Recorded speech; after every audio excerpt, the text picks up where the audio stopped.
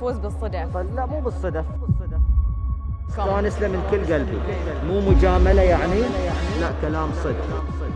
شنو يضحكك محمد؟ انا اقول لك اللي قولوا لي اياه.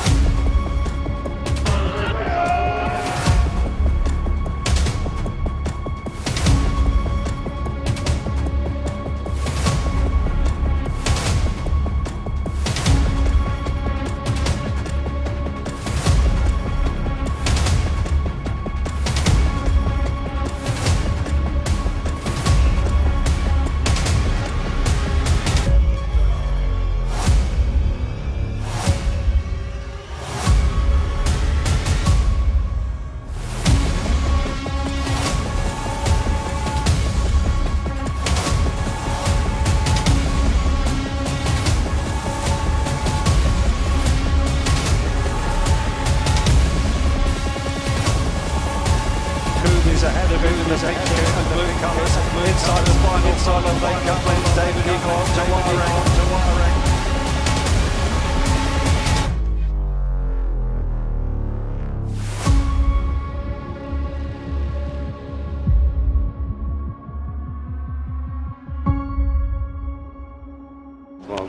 ليش؟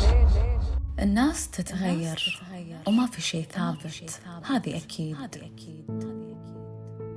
انا قلت لك من قبل ولا لا؟ الكلام مو مهم إذا الوقت ما أثبت إنه صحيح. لا والله هدى اللي نشوفه ونسمعه ونكون منه متأكدين عادي يتغير في لمحة عين. للحين مخاصمين شلون؟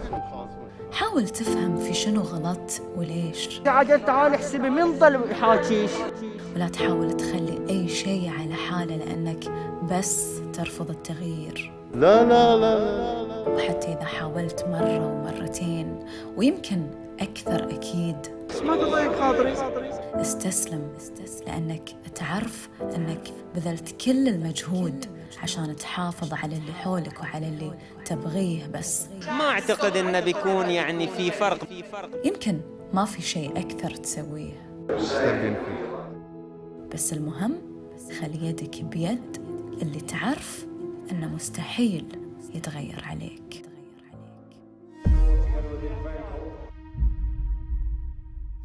إذا كان هاي السؤال صحيح أصلاً. والله شو اقول لك، خالتنا شوي ثقة زيادة. كلنا متفاجئين، يعني ما توقعنا.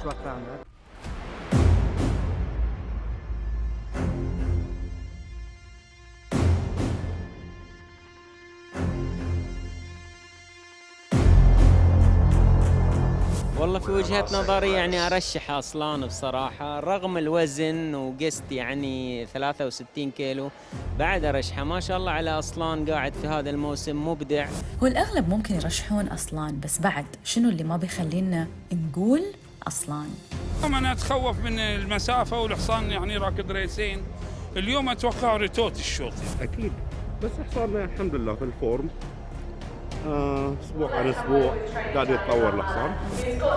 العقبة الوحيدة يمكن نحصلها في الشوط ريتورت الحين خلاص تعرفون انه هو بيطلع في المقدمة.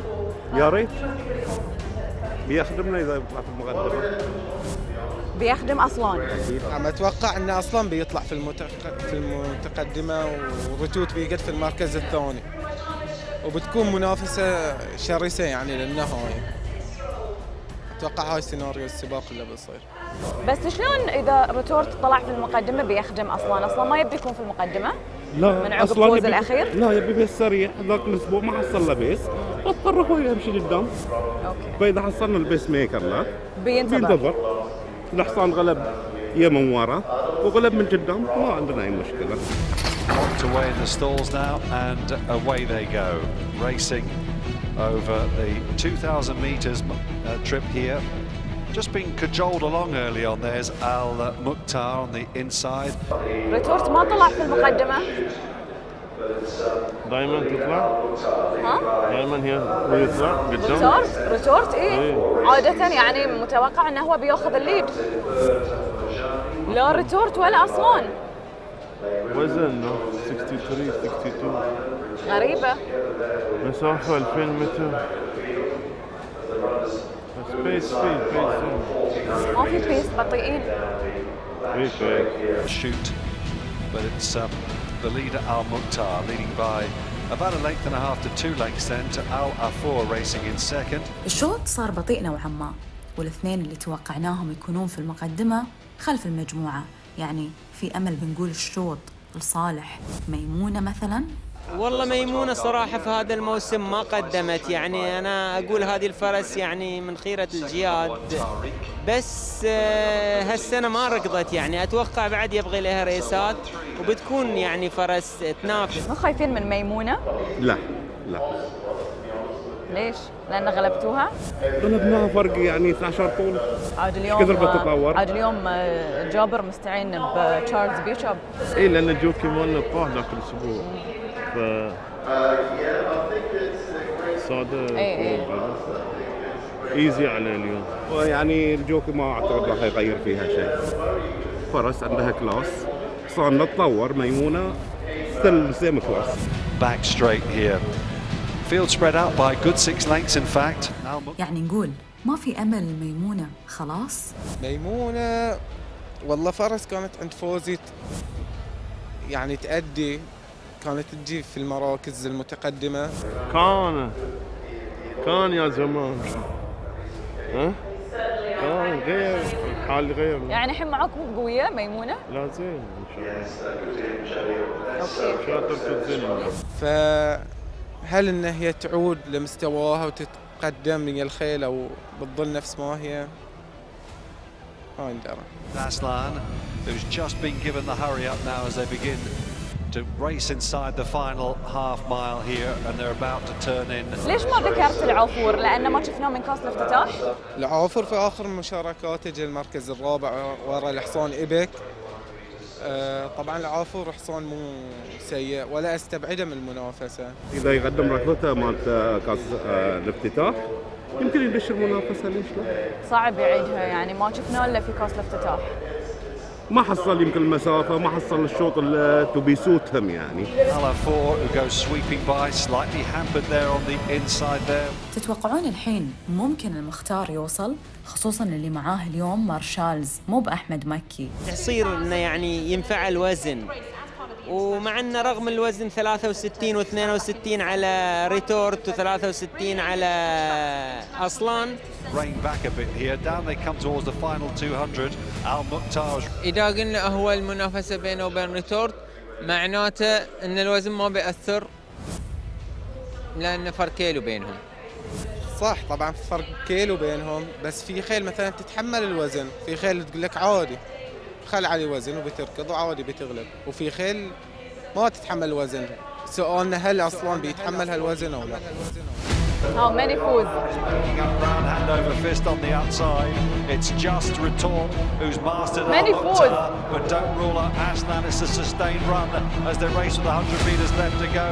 Retort, here comes Aslan with this long withering run as they race up towards the line, and Aslan may well have got there from Retort. Al Mukhtar was back in third place, and then in fourth home was Al Afour. That was a terrific finish. حصان بطل، حصان اثبت وجوده، يعني ما شاء الله هالسنه ركض 3 ريسات بليسات. لا صراحه اصلان يعني يحسب له هاي الفوز، والثمان اطوال اللي اعطاها فرق في اخر سباق له كانت المفروض تعطينا هاي المؤشر انه هاي اللي بيسوي اليوم. اي ما شاء الله عليه، ما شاء الله عليه، يعني حصان متطور خصوصا في هالمسافه يعني.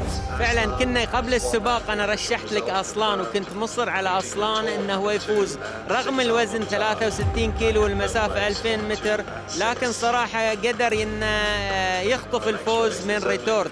وكانت المنافسة بينهم شديدة وقوية يعني. الحمد لله يعني نفس ما قلت لك الحصان اصلا دائما نبروف ويانا. صدق ضغطناه في 6 ايام ركض ريسين بس ما له اشواط خلاص يعني. ان شاء الله نكسسته بكاس ولي العهد. اصلا كاس ولي العهد ان شاء الله يسوى اتوقع على اللي شفناه منه، وانه ويا فينش ويا ريتورت يحسب له. يعني بيكون في عقبه اولى كاس ولي العهد نفس صابرينا اليوم راحت الرن مالها اليخاندرو. ان شاء الله بس نحصل مركز في يوم كاس ولي العهد بس فايله. حسبت على اصلان؟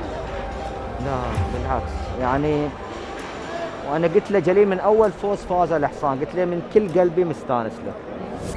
بعد هاي رزقه يعني، بعد واحد ما يعترض على لا بالعكس والله صدق نصيب انه خذه من عندكم. مستانس له من كل قلبي، مو مجامله يعني، لا كلام صدق. وكلام الصدق بعد مارشالز فرق مع المختار اليوم.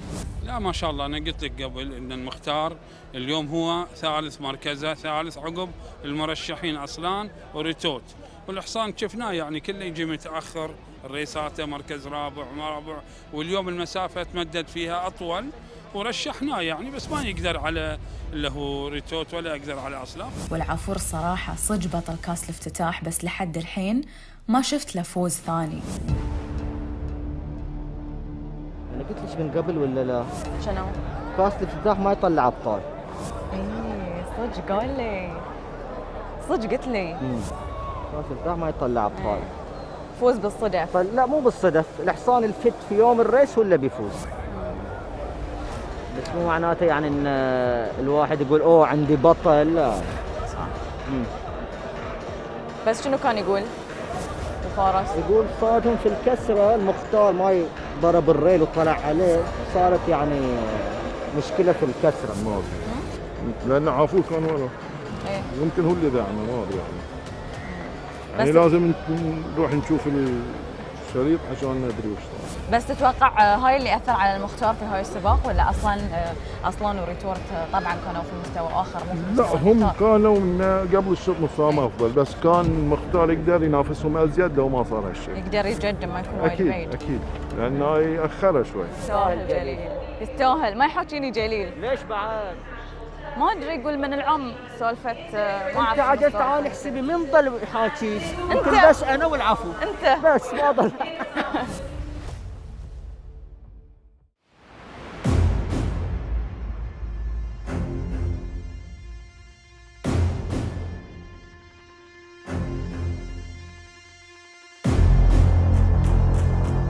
عندي احساس ان الشوط راح يكون صعب على مارس لاندنج. الاحساس مرات يصيب ومرات يخيب، بس الاكيد ان الشوط صعب لان اليوم كاس الرفاع، واليوم الشوط غير لان الشوط مو هانديكاب. اليوم سباق لجميع الدرجات، الخيل اللي غالبه اكثر هي اللي تحصل على الاوزان اكثر. اليوم نشوف يعني دخول ميدال وينر، مارس لاندنج وغيرهم من الخيل. اعتقد اليوم شوي يختلف لسبب اختلاف الاوزان في هذا الشوط. يعني اذا على هالحسبه المفروض نقول ماجيكال وش، لان الوزن اليوم في صالحه. ماجيكال وش الرن مال الاولي كان على نفس المسافه، يمكن ما قدم لنا في السباق الثاني. اظن ان الجواد تاقلم وظهر بصوره افضل في السباق الثاني. اليوم ماجيكال وش ايضا بيكون في المنافسه، ومو بعيد ان يحقق انتصار. اظن بيركض احسن من اخر مره في 2000. صح؟ اي اظن من عقب اخر سباق؟ اي اعطانا هاي المؤشر اللي يخلينا ما نخاف وايد من هاي المسافه. لا اظن هو كيلي. اظن ليش هو ضحكت؟ بس انا اقول على حكي ستان وجون يعني. واثقينه. I think he will stay. We'll have to nurse him a little bit early on, I would say, in the race. But hopefully the trip will elk out the improvement in him to beat Magic or to beat Mars Landing. I think he's obviously got a very good shot. If I trained him, I'd be very hopeful for sure. Sadly, I don't train him. للحين اليوم خايف من مارس لاندنج؟ اكيد يعني ما شاء الله عليه. اوف ما شاء الله، اذا فاز اليوم هاي يعني يصير حصان خارق. ما شاء الله. ما شاء الله.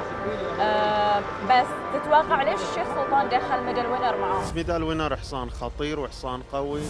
اخر سباق شوي فاجأنا بمستواه، انه يعني ركض شوي بمستوى متواضع، اتوقع ان اليوم بتكون له كلمه في هذا الشوط. بس اليوم صعب علي اقول انه مكانه المناسب في هاي الشوط. ليش؟ احس يعني الابطال اللي شفناهم في هاي الشوط شفناهم شلون ينافسون، شفناهم مع خيل يعني يمكن اعلى مستوى من ميدل وينر. انا ما اشوف انهم اعلى من ميدل وينر، بس ان اشوفهم ان كلهم في مستوى واحد، بس ان الاشواط اللي ثانيه اللي كانوا ريت هو يعني، والدليل ان ريته هو اعلى منهم. مو مستحيل يكون في المنافسه، بس بتحط مارس لاندنج قبله طبعا. تعرف كل الشوط له ظروف، اذا احنا قلنا مثلا هاي الشوط ما بدش انه هو مارس لاندنج، هذا الشوط ما بدش انه مثلا موجود فلان. So, look, it's very competitive, which is what it should be for the money, and we're delighted to be part of it. And away they go for the Al Rifa Cup, the latest in the Bahrain. واضح الكل متحفظ ونفس الوقت الكل يبي يفوز، بس اليوم يفترض نرشح من. عندي إحساس إن اليوم شعار فيكتوريس راح يكون جدا خطير. يعني طوارق اليوم عندي عليه يعني هاجس إن اليوم طوارق راح يسوي شيء، وراح يكون أحد الأسماء الخطيرة. هو مرشح، بس بالنسبة يعني وجهة نظري إنه بيكون أحد المرشحين في هذا الشوط طوارق، وايضا كلاسيكال ويف بيكون من الجياد اللي عندها فرصه، لان جياد فيكتوريوس خذت رن واليوم سباقها الثاني. الاخبار تصدق هشام ولا لا اليوم؟ عندي وايد اخبار اليوم. شنو الاخبار؟ الاخبار تقول اليوم انه قد يكون الشوط حق فيكتوريوس. ان شاء الله. مكاك، طوارق، كلاسيكال ويف، والاغلب كلاسيكال ويف. انا يعني ارشح طوارق. يعني بتحط طوارق قبل مكاك؟ والله ريتنج وايز مكاك ريته كم 96 طوارق 80 ما اعرف. 90 اوكي. نزلها 2 وزادها 2 92. ريتنج وايز مكاك افضل من طوارق. مو ريتنج وايز. اول ريس ليل 2000 متر صق يعني غلبه مكاك، بس الدستن اللي عطاهم مكاك ويمكن جاهزيه الطوارق كان مو بديك الجاهزيه، وشفنا سباقه كان تحضيري جيد. اليوم طوارق احس انه بيكون خطير على الشوط. Next, looking further back to Wait Forever, followed then by the red captain of Classical Wave, Mars Landing. دوام نقدر نرشحه؟ والله تبي الصراحه سيد دوام يشتغل في الفتره الصباحيه خوش، يعني ما شاء الله متطور في التمارين، بس ما ادري شنو المشكله اللي ما قاعد تخليه يقدم في السباق. دوام الله يوفق عبد الله فيصل، انا اتمنى عبد الله فيصل وكل بحريني يثبتون في هالاشواط ويحصلون رايدات زينه. انا اعتقد انه بيكون في الميزان. I hope that he's acclimatized. I hope that he's settled into his work. He's training very well. We're very happy with him on the track. We will see, you know. His form in England's very good. The European horses have improved a lot from their first run, and he would be a dark horse in the race. Now he'll finish late. I would say he'll come late on the scene. He likes to be held up. But this is a very competitive race. Quarter of the field at this stage. The back marker is Pistoletto, who's probably a... انا اقول مكاك اذا بعد خلوه، الحين كلهم حاطين بالهم مع بعض، اذا مكاك راح فتش وايد بيكون بعد خطير، ما تدري بيصير نفس مفاجأة. who's probably about مكاك مو بروحه قدام مثل ما توقع حسين، واظن اركوب على تمركزه حاليا بيكون خطير. He was consistent horse. He will probably sit near to the pace than us. اعتقد ان اليوم بتنفع المسافه، خاصه ان مشاركته الاولى بين في هذه المسافه انه حصان زين. Then comes Classical Wave, Mars Landing's white cap on the outside. تتوقع اليوم مارس لاندنج يسويها ثالث مره؟ ولا اليوم ان شاء بيكون الله، عنده بس طبعا الاوزان اليوم تلعب دور. اللي خرع انه بينه وبين ماجيك الوش 4 كيلو ونص تقريبا. 4 كيلو ونص، المره اللي فاتت يعني فاليوم بالمنطق يعني يمكن ماجيك الوش يطوف. انا اعتقد بينهم وبين بعض المارس لاندنج مستواه ثابت، وبينهم بين بعض انا اعتقد ان مارس لاندنج هو الافضل، خاصه ان اخر سباق كان يبين عليه ان حده ال 1800، فال2000 انا اعتقد شوي صعبه عليه. وبعد يعني رأيي الصراحة فوزي في ماجيكال وش شوي. شو يقول؟ قال إذا تجهيزه صح. يعني عقب السباق أنا أقول إذا هو ما فاز تجهيزه مو بصح؟ ولا اتس هارد تو تيل؟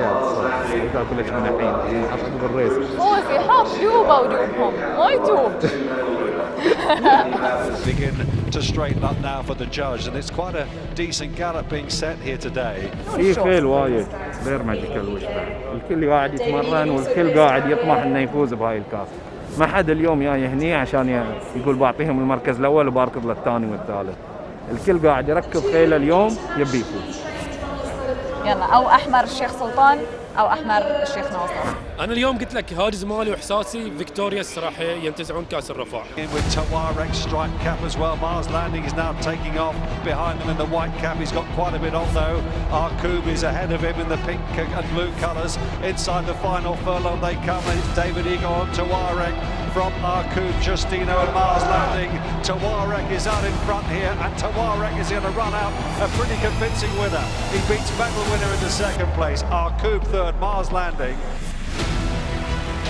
اخباري كانت صح 100% ها؟ اليوم قلت لك هاجس مالي كان على فيكتوريوس، يعني المحمديه خذوا نصيبهم، حسن فرح العجمي خذ نصيبه، جاء الوقت اللي فيكتوريوس ياخذ نصيبه، خذ نصيبه بكل يعني شنو بكل قوه، يعني طوارق اليوم فوز بصراحه بكل جداره وبفارق يعني. من قبل الشوط انا كان امل مالي على طوارق، الرن ماله كان جدا ممتاز. تكتيك هشام الحداد مع فوزي ناس كان تكتيك صحيح، ويستحق مملكة البحرين هذه الانتصارات الرائعة، وانا اشوف ان طوارق عنده الافضل بعد. ولادة بطل، انا اقول حتى المايل ولادة بطل جديد في المايل. مستوى الطوارق اللي اليوم خلاه يفوز ولا الوزن ولا خطة السباق؟ مستوى طوارق غير، تونا نشوفه اليوم هاي المستوى، لانه هاي السكند رن ما شاء الله عليه تطور، يعني جاي في تطور. مرة ركض ثاني تأخر عليه على مكان، هالمرة نطر عليه ابو عبد الله ويابه في السيريس. السباق الاول ما كان 100% جاهز، كان سباق تجهيزي له. صح مكاك غلب، بس هذا ما ينقص من قدر مكاك. الحصان ركض زين ويا اليوم وركض افضل.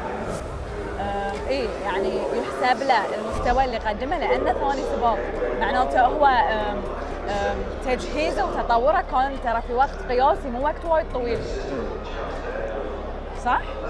زين مارس لاندنج بتقول اللي صار معه اليوم وزن اليوم ولا سيناريو السباق ما نفسه؟ لا 62 ذاك المره غلب على 60. بعد الخيل الثانيه لا تنسين يعني مستواها مو سهل اللي غلبته. الحمد لله انه قدر يظل في الميزان، يعني مو مؤشر ان ترى الخيل فيها فوز وخساره، شيء طبيعي. ما يصير كل الخيل تصير سوبر والله بيصير الريس ممل. فاليوم كون ان مارس لاندنج في المركز الرابع ما ينقص من قدره شيء، بالعكس يعني. وعلى الاقل روان انه هو لحم في نفس المنطقه. في نفس المنطقه هو يعني يمكن في السباق الجاي هو يغلب طوارق. بس ليش اليوم ميدل وينر ادى افضل من مارس لاندنج؟ انا قلت لك يعني الشوط كان للكل، بس هو شويه قاعد كان وايد ورا، ما حصل فرصه لانه هو كان جيت 3 يو كلهم صكوا عليه، فاضطر انه يقعد، صار قاعد اخر واحد تقريبا يعني، والله قبل الاخير من اخر واحد لانه هو قدر يوصل من الاخيرين الثاني. وشايل 62 والطوارق نفس ما قلت لك انا، انه هو كان في بالي انه الطوارق، بس هو لانه فرق الوزن بعد كان له دور، هو شايل 57.5، فالوزن والطول وهذه، فاذا يعني ان شاء الله نلتقي مره ثانيه. انا اشوف ان ميدال وينر كان يقدر يسوي اكثر، بس انه اخر واجد ميدال وينر. اتوقع اذا تلاقيتوا مره ثانيه يمكن يكون سيناريو مختلف، لانه أنا اليوم عندي 3 عوامل نقدر نحكم فيها على اللي صار في السباق، مستوى الخيل او الوزن او سيناريو السباق اللي صار. لا والله ركض وايد زين. اي نعم ما قصر. كان في مستوى الخيل. اركوب اليوم بعد اداءه كان افضل. ال 200 متر الزياده هي اللي ساعدته. لا 2000 متر جاء ثاني، 1008 ما ركض زين، الحين ريد ركض ال 2000 اداء ممتاز، كان ثاني ميدل وينر طاب عليه وخذ المركز الثاني منه. Yeah, no excuses for my horse. He had the run of the race. He got the gaps, like I said, when I needed them, and there was no traffic, no excuses. بس شنو نحط عذر الماجيكال وش الحين؟ ماجيكال وش قلت لك لا، ماجيكال وش ال2000 ما ركز زين، 1008 ركز زين، الحين ال2000 من اول. يعني باختصار نقدر نقول عذر المسافة وخلاص.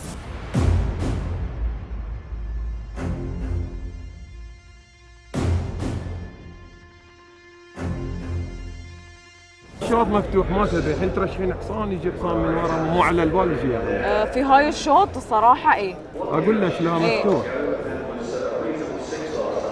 انا اشوفه مفتوح ما تدري من يغلب. احنا نقول احنا حصان ابو عبير يجي واحد بعد من ورا ما تدري انه يجي يغلب. جايز. بيبين الحين. عقب شوي بتبين. On then is Prince Elzam in the white cap. Alamara Talyum is next, followed then by the red cap of Le Chiffre. Quite a bit of work on the outside. La Macchino is trying hard to pick them up. Also Jabir with quite a lot on as well. Cartier surely can't win from there. They're down now towards the final furlong here. And it's Gateway, who sweated up profusely beforehand, but he's in the mood here. Gateway is drawing clear. Running off the second place here is Prince Elzam on the outside, but this goes to Gateway pretty emphatically. Prince Elzam is second.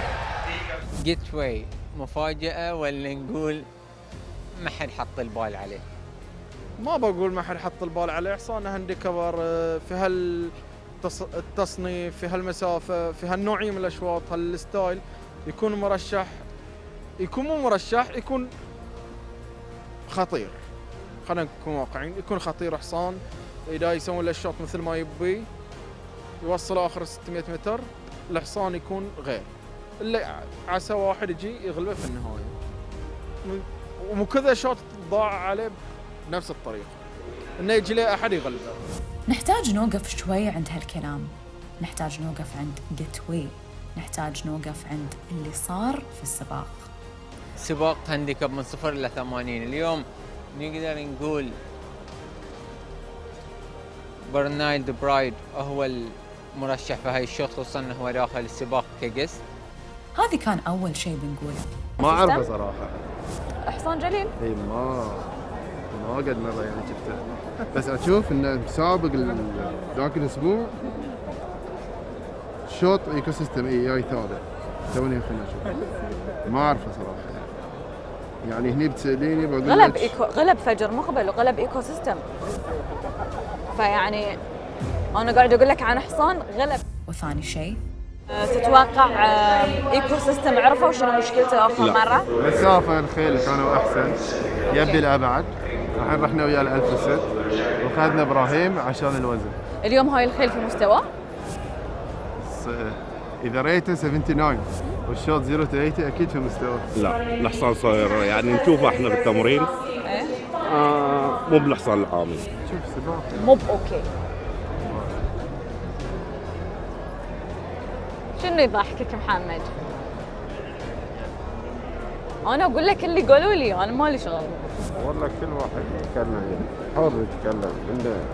انت تين النادي تفكرين شنو يقولون شنو ما يقولون تضيعين.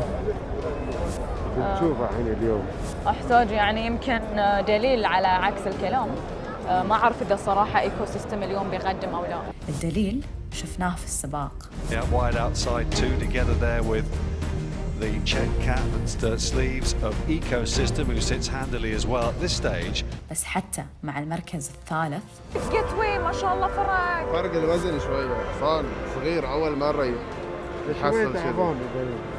شلون فرق الوزن؟ جيتوي ايه بس شايل 62. ايه جيتوي شنو ركضاته؟ ايكو سيستم شنو ركضاته؟ ايكو سيستم ايه 61. انزين مو وزن على حصان اول مره يشيل هالوزن 61 ونص. انزين اي 61 الحين 59 شايل اقل بعد للحين الوزن عليه اقل من جيتوي. ما عليه زين جيتوي حصان زين داش الشوط قيس. بس اي حصان اللي قلتي لي شو اوكي كيف كام؟ اي حصان قلتي لي ذي؟ بارونيا البرايد تاثر بالوزن وايد ما كان. واظن انه هو اللي تمرينه ما كان مضبوط. لا ايكو سيستم لو في مستوى يغلب اثنين الخيل 7 8 طول. بس يعني يا ثالث اوكي مو ثاني سيء. الخاسرين، اول الخاسرين الثاني، ثاني الخاسرين الثالث.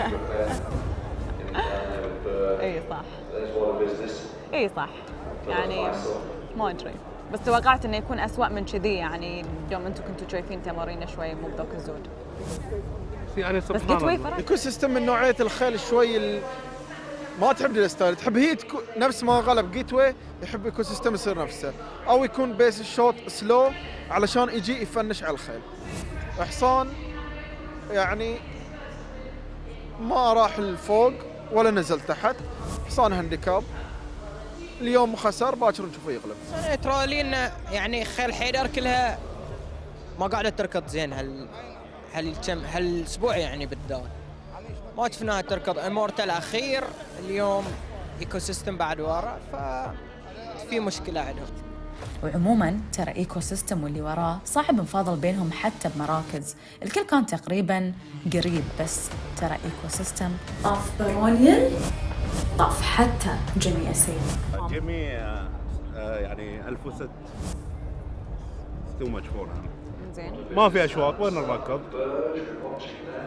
بارونيل بروريا حصان يعني تو جديد عندنا، خانتنا شوي الثقل زياده فيه بس. يعني كان الشوط نوعا ما فير حقهم بالنسبه حق ادائهم؟ مو فير بس يخليك يعني تشوفين حق قدام شلون نقرر وياهم مره ثانيه. بس برجع وبقول جيتوي فرق فيها السباق. يعني ذاك الاسبوع اقول لك انظار الحصان. ذاك الاسبوع شنو؟ انظار الحصان في الريل. شنو صار؟ صار بالكناب دش داخل ركب على الريل. كان بامكانه يعني بعد يغلب ذاك الاسبوع. ما نقول يغلب، يمكن تصير نتيجته يعني احسن. بس هالسنه الحمد لله يعني الحصان متطور، يعني افضل من العام اول. يعني ركضاته ما شاء الله عليه يعني كله في البليس، كله في المنافسه. واليوم اللي يخلينا نقدر يعني نمدح جيتوي كذي يعني كل شيء، لان ترى الخيل اللي كانت المفروض ان هي تفوز خيل وزنها بالضبط نفس الوزن اللي جيتوي شايله، فاليوم ما في افضليه حق جيتوي عن البقيه الا انه هو يعني في مستوى اعلى منهم. الحمد لله يعني هو التوب ويت 62 وغلب، يعني هذا يعني على قولتهم بشارة خير يعني بهالوزن، وقدر يغلب الحصان. الحصان يعني قاعد حتى في التمارين قاعد يتطور رغم يعني على عمره، يعني شوي عمره يعني على 6 سنوات الحين. اشوفه قاعد يتطور في التمارين الحصان. ان شاء الله يعني الحصان قاعد يتطور زياده ونركضه في اشواط اكثر. شفت برنس الزام اللي وراه؟ ايه الحصان يحتاج له وقت ان شاء الله عادي، لان هذا النشاط يتخافى يعني في هالفتره القصيره شوي شو يسمونه، بس ان شاء الله بيكون افضل. شوف انا برجع لقاء قاله او كلام قاله لي جابر، ابي اعرف هل تشوف ان طالب علي ممكن يطور برنس الزام؟ اي طبعا. شنو ممكن يعني يسويه انت ما سويته مع برنس الزام؟ لا يمكن مدرب، كل مدرب بطريقته، ليش؟ فتتوقع بيوم نشوف فيه فوز برنس الزام؟ اي طبعا، في الاسبوع الجاي يفوز حصان 3 و4 وميدن. انا كان مجهزه حق 3 و4 وميدن نكست ويك 7 4 لو. بننتظره نشوف يفوز ولا لا. حتى بس عاد يعني اذا فاز في ذاك الشوط بنقول هاي فوز محسوب لك، لانه يعني تو رايح الطالب. لا بعد ايده خلاص عنده حصان ما في شيء. والله وش اقدر اقول لك، جابر بعد مدرب يعني شاطر، بس ما ادري يعني اقدر اجزم اقول ليش هذا. احنا في بعض الشغلات يعني حاولنا اياه، بدلنا عليه شوي، اشوفه في التمارين قدم تمارين حلوه، وكان يعني الصراحه كنا مستانسين منه، وكان اليوم خايفين بالضبط من جيتوي، شهاده لله يعني. وش اقدر اقول ليش اقدر اضم حق الريال ولا اقدر وش يسمونه، بس الحصان كان يحتاج لبعض الشغلات، والحمد لله يعني تو جاي ان شاء الله. خلينا نقول نوعا ما تاخر في الجيه الحصان، بس ترجع الى الشوط وقت اللي طلب منا الجوكي بدش الحصان، يا حصان ثاني اخذ محل سكر عليه. اللي هو من؟ اذا ما خاب ظنك كانه يعني حصان العقل اللي هو جولد سبينر. In a good position just behind the leading pair. Gateway is in second place. Then Ecosystem pushed along. ايوه اخذ محله صاك عليه شوي، لو كان طلع قبل كان بيكون دنجر يعني. يلا ان شاء الله عقبال الاول. يلا ان شاء الله لندن لوك. لا خلاص ما تبي. من يبغي يشوف لندن لوك في شوط فيه فايتر بايلوت؟ مو بس كذي، من زمان ما شفناه 41 يوم. صار فوت. ها؟ لا ان شاء الله زين. انا احس من عقب يعني خسارته الاخيره اللي يعني مستحيل نقبلها، لازم اليوم تراونا اياه بشكل جدا مختلف. زين؟ لا ان شاء الله بيطلع بشكل. فهل هاي الغيبه اصلا كهو؟ هل هاي إيه لازم الغنايم اليوم. هل هاي الغيبه فعلا كانت الوقت اللي يحتاجه فايتر بايلوت علشان يرجع بالصوره اللي احنا متوقعينه او متوقعينها منه، بس حتى الان ما شفناها؟ ان شاء الله بيبين اليوم. ما اتوقع يعني الحصان لغايه اخر سباق ما قنعنا بمستوى انه يعني عنده الجود كلاس. ما اعتقد اليوم يمكن سباق تحضيري فقط اتوقع اليوم. And away they go. They've gone without Swindler here for this Bahrain Jewelry Centre Cup. Over 1200 metres. London Look broke pretty well. So too. يمكن مفروض ما نتحمس وايد مع فايتر بايلوت كثر. رفع وندر في آخر شوط، خلينا نقول يعني خسارته كانت مقبولة نوعا ما بحكم الخير اللي كانت موجودة معه، صح ولا لا؟ يعني فيرست اديشن غلبه بكل اريحيه، ورفع وندر حل المركز الثاني بس بصعوبة. أنا ما أعتقد يعني ما أروح ما ترشح. ما نقول يعني الحصان اللي فاز عليه هو هيز ذا بيست يعني، فصعب ان احد يقدر يتغلب عليه حاليا في الوقت الحالي. ما بتقول لنا يعني الريس الثاني من عقب اخر سباق ممكن ياثر عليه؟ احنا حصاننا يعني؟ إيه؟ لا احنا حصاننا نشوفه اوكي يعني ان شاء الله إن صحته اموره كلها فيه. لا ما عندي اي شيء انه يصير. ولا بتقول لي ان ال1000 انسب له من ال1200؟ هو فاز في ال1200 اول مره، بس طبعا هالمره الخيول افضل من اللي سابق في 1200 اول مره. بس ما اظن انه ممكن اليوم في اسماء تشكل عليه خطوره. اذا في اسماء ممكن الاقرب انه ينافس رفاع وندر بيكون اريبه. اكيد ما تقدر تشيله من الحسبه، خطير. اريبه اريبه ليش ديفيد ايجن اليوم مو ابراهيم؟ من؟ لا ابراهيم راكب لانه راكب عند علي. اختار حصان علي جان. لا لانه يشغل وياهم، فاولويه عند علي. ممكن تحتاج اندرو اليوم؟ ابراهيم ان شاء الله ما عليه قصور بعد. اعرف بس يعني جرافت ستورم اندرو. والله شو اقول لك؟ اعرف تحب انت اندرو. ايه احب ابراهيم بعد. ما تشوف ركب ابراهيم. عارف ابراهيم ما عليه كلام يعني بيتصرف بس لا اولا ما في اول مره اركب انت شاطر في هالسوالف. شوفي هو الحصان اللي عام اندرو كان بالبحرين واخر ريس انا بغيت اعطيه ابراهيم.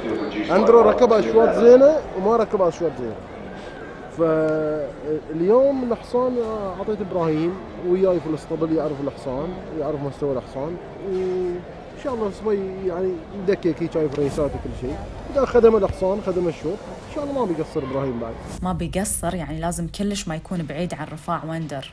كل الخيل اللي موجودين يعني في 3-4 يعني اذا بتقول احد بينافس اليوم رفاع وندر بيكون من؟ فايتر بايلوت وحصان علي جان. خطير اليوم وفي واجد جماهير ترشحه، بس انا اشوف هالحصان في البند يكون افضل من السيده. مفروض يعني اذا ركب نفس الريسات اللي قبليين مفروض يعني كل مره ركب الحصان ما كان بس يوم في السيريس يعني ما اقدر اكون كان اداء سيء، كان وسط الخير يعني. اوكي لا في الريس انا ما كنت هابي. السيريس ما ركب حتى لو مستوى الخيل غير، بس ما حصل الحصان اللي يبيه يعني من طريقه الريس طريقه الرايد ما حصل. ان شاء الله اليوم يمشي يعني. اليوم بعد في وايد خيل من غير جرافيت ستورم ممكن ينافس رفاع وندر. أريبة صعب نقول انه ينافس رفاع وندر. والله ما في شيء صعب في الاسبرنتر، الفرصه مفتوحه يعني. تو سجن رشح رفاع وندر حصان طيب وحصان زين، الفرصه يعني موجوده حقه يعني. انا اشوف رفاع وندر جاهز. صعب احد ينافس اليوم؟ لا مو صعب، في مفاجآت. من ينافس رفاع وندر اليوم؟ إذا كان هاي السؤال صحيح أصلاً. صحيح ولا لا؟ الحين بنعرف الجواب. The 400 metre now, 2 furlongs left to go rather.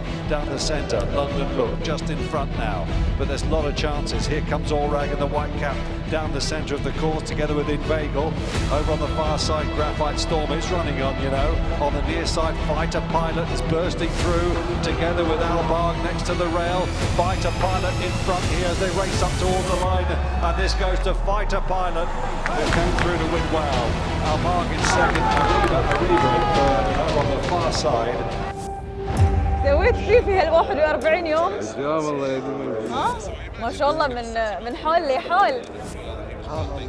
من قبل هو زين الحصان، بس في اشياء يعني تونا صايدينها فيه يعني. شنو؟ وانا هاي الاشياء اللي ابي اعرفها. قبل كان يطلع من البوكس يحب يروح قدام، فيعني كنا ما احاول انه اقعد انه يجر وايد الحصان، فاليوم المدرب قال لي قعده، قعدته. الحصان قاعد مرتاح صوت سريع، غلب برا. لا مو سلطان، نفعت الغيبه وياها؟ نفعت الغيبه وياه. الحمد لله، هاي كلها جهود عبد الله ما قصر. يعني انت كنت متوقع يرجع يضيق خاطرك نفس اخر مره ولا يرجع كذي صدق؟ لا بالعكس ما تضيق خاطري، لان بعمرك لحظه الشيخ. بس والله فوز على رفاع وندر هو المفروض يفوز عليه، بس من عقب هاي الجاب اللي صار ما عرفنا. رفاع وندر اليوم علامه استفهام كبيره، يعني الحصان ما يخلص من البليس المفروض، يعني حصان دائما منافس مع جياد ممتازه وفي الخط المستقيم، حصان يعني يقدم مستوى دائما طيب. اليوم ما ادري ايش صار عليه بالضبط يعني. احنا كنا متفاجئين، يعني ما توقعنا انه يفوز، بس هذه ما ادري يمكن صار شيء بنعرف عقب السباق. وين؟ غيبة سنتين ونشوفها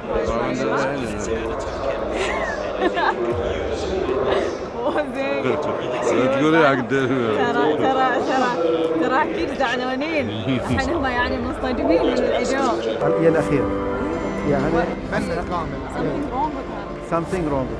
هاي الرياضه هاي اللي جوكي يقول there is something wrong. نشوف شنو المشكله ان شاء الله. لازم تطمنونا عليه. ان شاء الله لان يعني خساره كنا نبي نقيسه وهو في وضعه الطبيعي مع فايتر بايلوت. لا احنا كنا متفاجئين وبنشوف شنو المشكله، وان شاء الله يكون مشكله بسيطه ونحلها حق 100 مره ثانيه. البرق ما شاء الله من عقب يعني غيبة سنتين ونشوفه بهاي الطريقة. طبعا جود ران البرق، واجد ركض زين، وانا توقعت ان اريبا يركض افضل من البرق، بس هذا يبين لنا ان البرق يقول لنا تعال لي السباق الجاي. يعني اريبا مركز ثالث ما بنقول سهل، بس توقعنا بعد افضل من اريبا، يعني توقعنا هو افضل من البرق. البرق تغلب على اريبا هذه المفاجاه الاكبر، ولكن يعني مستوى البرق سابقا افضل من مستوى اريبا. طبعا اريبا اليوم ركض بشكل ممتاز، مو شرط خساره اريبا وتحقيق المركز الثالث انه ما ركض زين، لا احنا نقول فايتر بايلوت اليوم واجد زين وافضل منه، وحتى البرق يعني كنا نتوقع انه سباق لجهوزيه لكن فاجأنا بمستواه. عارفينه وانت عارفه تبعه.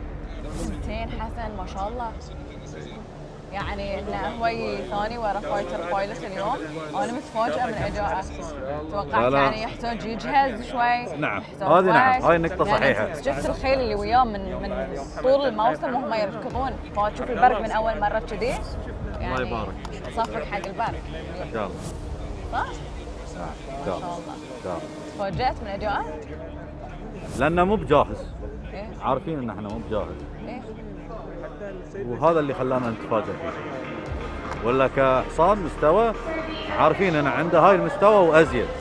ونعرف الفجر مقبل مفروض كان عنده أزيد. الفجر مقبل مثل ما خبرتك سيد، يعني لو بند شوي أشوف أفضل، مع أنه مشى يعني الخيل اللي كانت في المقدمة وكان البيس يعني نوعا ما أوكي ويا الخيل، بس آخر الأمتار شفناه يعني ما قاعد يجدد الحصان. أتوقع أن البند أفضل، حصان بطل يعني عنده مستوى فجر مقبل. ونعرف بعد جرافيت ستورم مفروض كان عنده أزيد.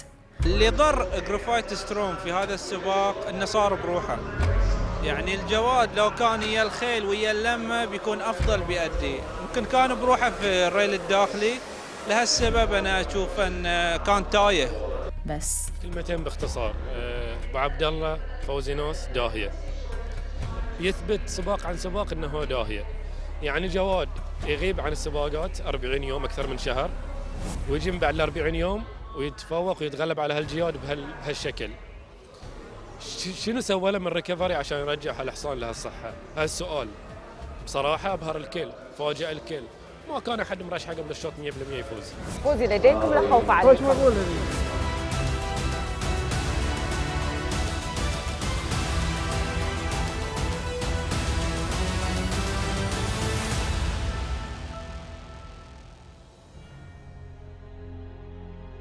كل شيء يتغير في لمح البصر.